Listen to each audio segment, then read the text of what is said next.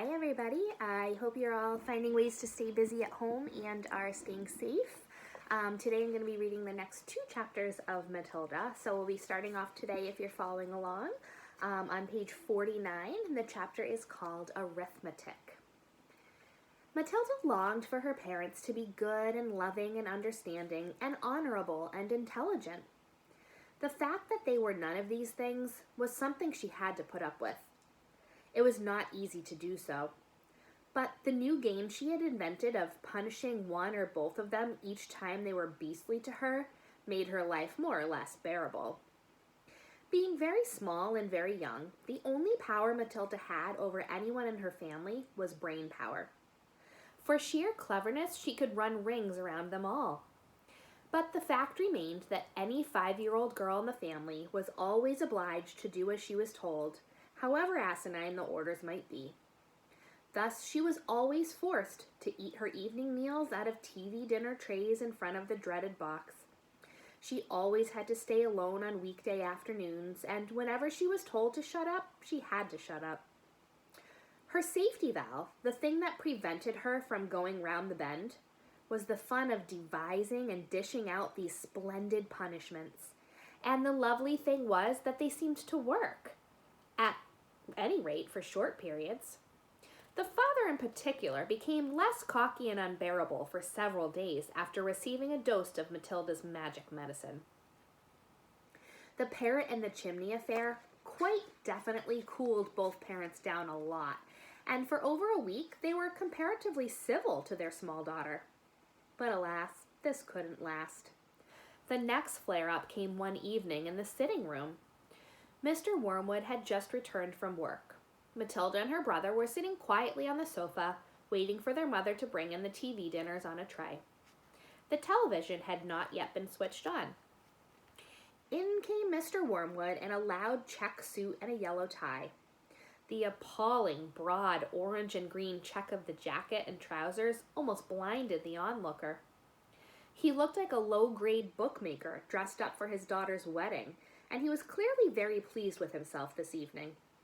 He sat down in an armchair and rubbed his hands together and addressed his son in a loud voice. "Well, my boy," he said, "your father's had a most successful day. He is a lot richer tonight than he was this morning. He has sold no less than 5 cars, each one at a tidy profit. Sawdust in the gearboxes, the electric drill on the speedometer cables, a splash of paint here and there, and a few other clever little tricks, and the idiots were all falling over themselves to buy." He fished a bit of paper from his pocket and studied it. "Listen, boy," he said, addressing the son and ignoring Matilda. "Seeing as you'll be going into this business with me one day, you've got to know how to add up the profits you make at the end of each day. Go get yourself a pad and a pencil, and let's see how clever you are." The son obediently left the room and returned with the writing materials. "Write down these figures," the father said, reading from his bit of paper. "Car number 1 was bought by me for £278 and sold for £1,425. Got that?" The 10-year-old boy wrote the 2 separate amounts down slowly and carefully. "Car number 2, the father went on, "cost me £118 and sold for £760. Got it?" "Yes, Dad," the son said. "I've got that."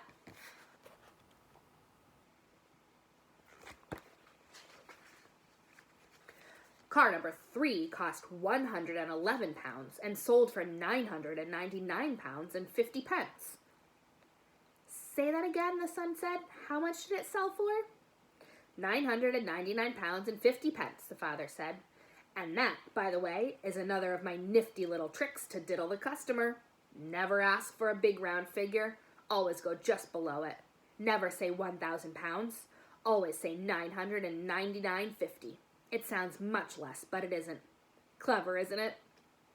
"Very," the son said. "You're brilliant, Dad." "Car number 4 cost £86, a real wreck that was, and sold for £699.50. "Not too fast," the son said, writing the numbers down. "Right, I've got it. Car number 5 cost £637 and sold for $1,649.50. You got all those figures written down, son?"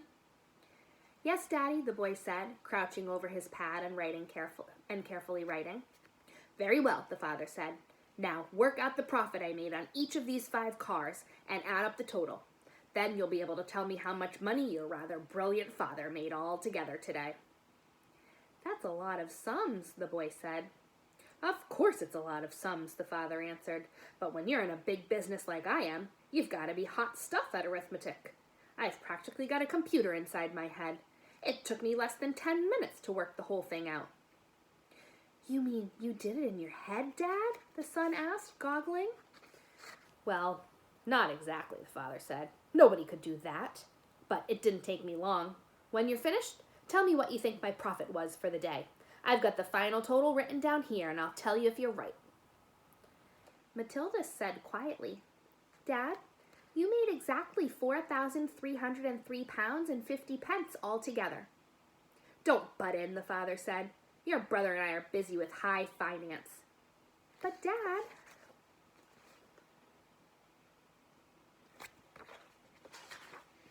Shut up, the father said. Stop guessing and trying to be clever. Look at your answer, Dad, Matilda said gently. If you've done it right, it ought to be 4,303 pounds and 50 pence. Is that what you've got, Dad? The father glanced down at the paper in his hand. He seemed to stiffen. He became very quiet. There was a silence. Then he said, Say that again. 4,303 pounds 50, Matilda said. There was another silence. The father's face was beginning to go dark red. I'm sure it's right, Matilda said. You little cheat, the father suddenly shouted, pointing at her with his finger. You looked at my bit of paper. You read it off from what I've got written here. Daddy, I'm on the other side of the room, Matilda said. How could I possibly see it? Don't give me that rubbish, the father shouted. Of course you looked. You must have looked. No one in the world could give the right answer just like that, especially a girl. You're a little cheat, madame, that's what you are, a cheat and a liar. At that point, the mother came in carrying a large tray on which were the 4 suppers. This time it was fish and chips, which Mrs. Wormwood had picked up in the fish and chip shop on her way home from bingo. It seemed that bingo afternoons left her so exhausted, both physically and emotionally, that she never had enough energy left to cook an evening meal. So, if it wasn't TV dinners, it had to be fish and chips. What are you looking so red in the face about, Harry? She said, as she put the tray down on the coffee table. Your daughter's a cheat and a liar, the father said, taking his plate of fish and placing it on his knees. Turn the telly on and let's not have any more talk.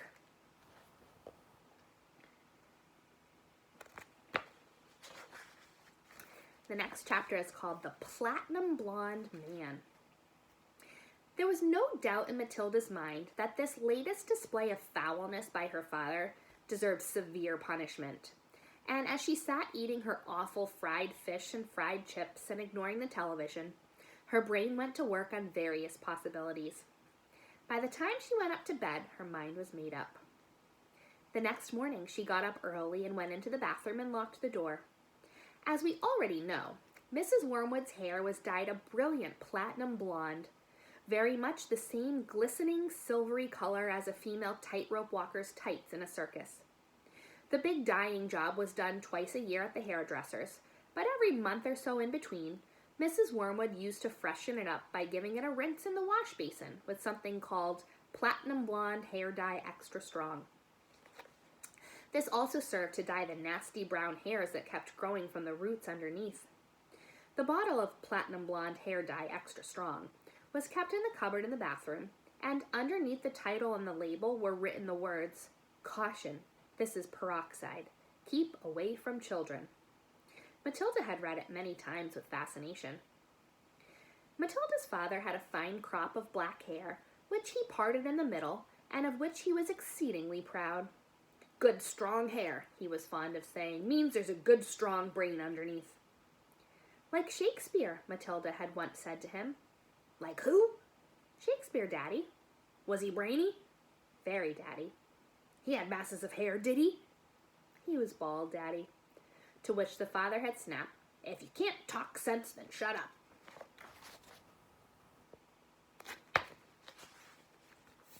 Anyway, Mr. Wormwood kept his hair looking bright and strong, or so he thought, by rubbing into it every morning large quantities of a lotion called Oil of Violets Hair Tonic.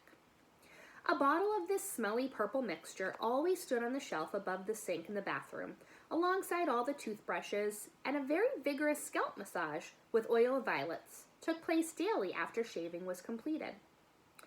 This hair and scalp massage was always accompanied by loud masculine grunts and heavy breathing and gasps of, "Ha, that's better, that's the stuff, rub it right into the roots," which could be clearly heard by Matilda in her bedroom across the corridor. Now, in the early morning privacy of the bathroom, Matilda unscrewed the cap of her father's oil of violets and tipped 3/4 of the contents down the drain. Then she filled the bottle up with her mother's platinum blonde hair dye extra strong. She carefully left enough of her father's original hair tonic in the bottle so that when she gave it a good shake, the whole thing still looked reasonably purple. She then replaced the bottle on the shelf above the sink, taking care to put her mother's bottle back in the cupboard. So far, so good. At breakfast time, Matilda sat quietly at the dining room table eating her cornflakes. Her brother sat opposite her, with his back to the door, devouring hunks of bread smothered with a mixture of peanut butter and strawberry jam. The mother was just out of sight around the corner in the kitchen, making Mr. Wormwood's breakfast, which always had to be 2 fried eggs on fried bread with 3 pork sausages and 3 strips of bacon and some fried tomatoes. At this point, Mr. Wormwood came noisily into the room. He was incapable of entering any room quietly, especially at breakfast time. He always had to make his appearance felt immediately by creating a lot of noise and clatter. One could almost hear him saying, "It's me! Here I come, the great man himself, the master of the house, the wage earner, the one who makes it possible for all the rest of you to live so well. Notice me and pay your respects." On this occasion, he strode in and slapped his son on the back and shouted, "Well, my boy, your father feels he's in for another great money-making day today at the garage. I've got a few little beauties I'm going to flog to the idiots this morning. Where's my breakfast?" "It's coming, Treasure," Mrs. Wormwood called from the kitchen. Matilda kept her face bent low over her cornflakes. She didn't dare look up. In the first place, she wasn't at all sure what she was going to see. And secondly, if she did see what she thought she was going to see, she wouldn't trust herself to keep a straight face. The sun was looking directly ahead out of the window, stuffing himself with bread and peanut butter and strawberry jam. The father was just moving round to sit at the head of the table when the mother came sweeping out from the kitchen, carrying a huge plate piled high with eggs and sausages and bacon and tomatoes. She looked up. She caught sight of her husband. She stopped dead.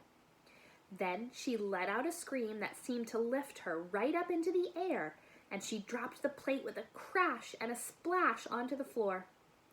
Everyone jumped, including Mr. Wormwood. "What the heck's the matter with you, woman?" he shouted. "Look at the mess you've made on the carpet." "Your hair!" the mother was shrieking, pointing a quivering finger at her husband. "Look at your hair! What have you done to your hair?" "What's wrong with my hair, for heaven's sake?" he said. "Oh my God, Dad! What you've done to your hair!" the son shouted. A splendid, noisy scene was building up nicely in the breakfast room. Matilda said nothing. She simply sat there admiring the wonderful effect of her own handiwork. Mr. Wormwood's fine crop of black hair was now a dirty silver, the color this time of a tightrope walker's tights that had not been washed for the entire circus season. You've dyed it!" shrieked the mother. "Why did you do it, you fool? It looks absolutely frightful. It looks horrendous. You look like a freak." "What the blazes are you all talking about?" the father yelled, putting both hands to his hair. "I most certainly have not dyed it. What do you mean I've dyed it? What's happened to it? Or is this some sort of stupid joke?" His face was turning pale green, the color of sour apples. "You must have dyed it, Dad," the son said. "It's the same color as Mum's, only much dirtier looking." "Of course he's dyed it," the mother cried. "It can't change color all by itself. What on earth were you trying to do? Make yourself look handsome or something? You look like someone's grandmother gone wrong." "Get me a mirror," the father yelled. "Don't just stand there shrieking at me. Get me a mirror." The mother's handbag lay on a chair at the other end of the table. She opened the bag and got out a powder compact that had a small round mirror on the inside of the lid. She opened the compact and handed it to her husband. He grabbed it and held it before his face, and in doing so spilled most of the powder all over the front of his fancy tweed jacket. "Be careful," shrieked the mother. "Now look what you've done. That's my best Elizabeth Arden face powder." "Oh my God," yelled the father, staring into the little mirror. "What's happened to me? I look terrible. I look just like you gone wrong. I can't go down to the garage and sell cars like this. How did it happen?" He stared around the room, first at the mother, then at the son, then at Matilda. "How could it have happened?" he yelled. "I imagine, Daddy," Matilda said quietly, "that you weren't looking very hard and you simply took Mummy's bottle of hair stuff off the shelf instead of your own."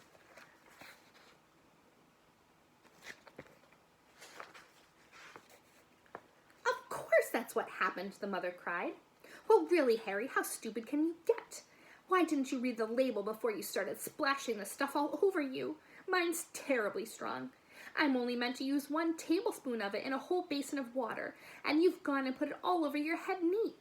It'll probably take all your hair off in the end. Is your scalp beginning to burn, dear?" "You mean I'm going to lose all my hair?" the husband yelled. "I think you will," the mother said. "Peroxide is a very powerful chemical. It's what they put down the lavatory to disinfect the pan, only they give it another name." "What are you saying?" the husband cried. "I'm not a lavatory pan. I don't want to be disinfected." "Even diluted like I use it," my mother told him. "It makes a good deal of my hair fall out, so goodness knows what's going to happen to you. I'm surprised it didn't take the whole of the top of your head off." "What shall I do?" wailed the father. "Tell me quick what to do before it starts falling out." Matilda said, "I'd give it a good wash, Dad, if I were you, with soap and water. But you'll have to hurry." "Will that change the color back?" the father asked anxiously. "Of course it won't, you twit," the mother said. "Then what do I do? I can't go around looking like this forever." "You'll have to have it dyed black," the mother said. "But wash it first or there won't be any there to dye." "Right," the father shouted, springing into action. "Get me an appointment with your hairdresser this instant for a hair dyeing job. Tell them it's an emergency. They've got to boot someone else off their list. I'm going upstairs to wash it now." With that, the man dashed out of the room, and Mrs. Wormwood, sighing deeply, went to the telephone to call the beauty parlor. "He does do some pretty silly things now and again, doesn't he, Mommy?" Matilda said. The mother, dialing the number on the phone, said, "I'm afraid men are not always quite as clever as they think they are. You will learn that when you get a bit older, my girl."